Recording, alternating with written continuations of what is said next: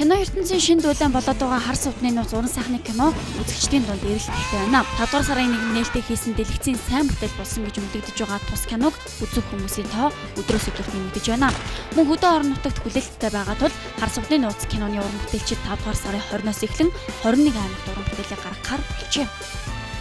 Ойрд үзээгүй сайхан уран бүтээлийг үзлээ. Би бас өөр уран бүтээлч хүний хувьд бол хавьд үзээгүй сайхан уран бүтээлийг үзвэл тэгэхээр бас нөгөө нэг сэтгэл огшин нөгөө хөөр баяр байна гэдэг шиг сайхан хөөрөө догдлоод гараад ирлээ. Сайхан уран бүтээл болсон байна. Бас уран бүтээлчтэй бас өшөө цаас цааш уран бүтээл бас өнөр амжилт өгсөн ёо.